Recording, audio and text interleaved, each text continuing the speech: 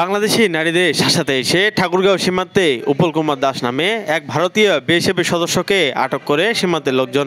পরে প্রায় 6 ঘন্টা পর আনুষ্ঠানিকতা শেষে দুই প্রদেশের পতাকা বৈঠকের মাধ্যমে ভারতীয় সীমান্তরক্ষী বাহিনী বিএসএফের সদস্যকে ফেরত দেয় বর্ডার গার্ড বাংলাদেশ।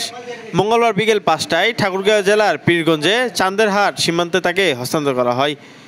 বিজিবি ও স্থানীয়রা জানান, সকালে পীরগঞ্জে উপজেলার চান্দেরহাট সীমান্ত এলাকায় নিজ জমিতে গবাদি পশু লালন পালনে যায় স্থানীয় 3 জন নারীসহ কয়েকজন যুবক। এই সময় ভারতের দক্ষিণ গৌরীপুর ক্যাম্পের বিএসএফ সদস্যরা তাদের ধাওয়া দেয়। পরে উৎপল কুমার সহ 2 বিএসএফের সদস্য বাংলাদেশের প্রায় 300 গজ ভেতরে অনুপ্রবেশ করে।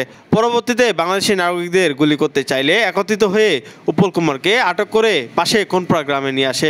বিএসএফ বাংলাদেশে ঢুকছিল, বাংলাদেশে ঢোকার পর তাকে জনসাধারণ আটক করে। আমাদের বাংলাদেশের কিছু জনগণ বাংলাদেশের জমিতে ঘাস কাটতে যায় গরু ছাগল নিয়ে, এবং তাদেরকে 2 জন ভারতের বিএসএফ ধাওয়া করার কারণে ওরা আমাদের গ্রামে কোনাপাড়া গ্রামে ঢুকে পড়ে অস্ত্র নিয়ে। একজন অস্ত্র ছাড়া, এবং যিনি অস্ত্র নিয়ে ঢুকে পড়ে উনি ভয়ে চলে যায়, যিনি অস্ত্র ছাড়া ঢুকে উনি লাঠি দিয়ে মারার জন্য উপক্রম হয় আমাদের জনগণের, এবং 2 জনকে আঘাত করার পরে আমাদের জনগণ তাকে আটক করে রাখে। আটক করে চান্দা বিরুদ্ধে খবর দেয়। ইন্ডিয়ান বিএসএফ বর্ডার ক্রস করে আমাদের বাড়ি পর্যন্ত যখন আসার পরে আমাদের এলাকার লোকজনের সঙ্গেই বিহেভ ব্যবহার করে, এবং তার সাথে কাছে লাঠি ছিল, লাঠি দিয়ে যখন ও মারতে চেয়েছে একজনকে, তখন এলাকাবাসী সবাই ক্ষিপ্ত হয়ে তাকে আটকানোর পরে তাকে শোষণ রাখছে, তাকে মারধর করেনি।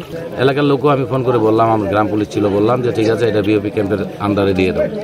ওনারা আসার পরে ওনারা আবার সিওর সাথে কথাবার্তা বলার পরে দিনাজপুর থেকে সিওর স্যার আসার পরে ঠিক আছে, ওগুলো আমরা জানি। তারপরের ঘটনাটা ওনাকে নিয়ে বর্ডারে গেছেন, এখন ওনাদের সাথে প্লাগ মিটিংয়ে আছেন।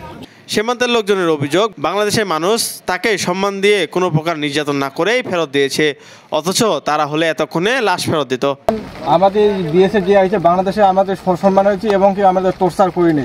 আর অতক্ষণ হলে আমাদের বাংলাদেশে যদি কোনো পাবলিকে ধরে নিয়ে যেত, এতক্ষণ আমাদেরকে লাশ হয়ে আসতে হইতো। বললাম না ভাই, আজকে আমরা গতিকে আপনাকে আমরা সুস্থ রাখছি, অন্য জায়গায় আমরা যদি আপনাদের পাল্লায় পড়তাম, লাশ আমাদেরকে নিতে হইতো। এদিকে বিজিবি 42 ব্যাটালিয়নের অধিনায়ক লেফটেন্যান্ট কর্নেল আহসানুল ইসলাম জানান, সীমান্তে চান্দেরহাট ক্যাম্পের কাছে অনুপ্রবেশের দায়ে বিএসএফের এক সদস্য উৎপল কুমার দাসকে আটক করা হয়। তিনি মঙ্গলবার সকাল 11:30টায় পীরগঞ্জ উপজেলার চান্দেরহাট সীমান্ত এলাকার 334 নং পিলারের সাব পিলার 6-এর পাশে জিরো লাইন অতিক্রম করে বাংলাদেশি ভূখণ্ডে ঢুকে পড়ে সে।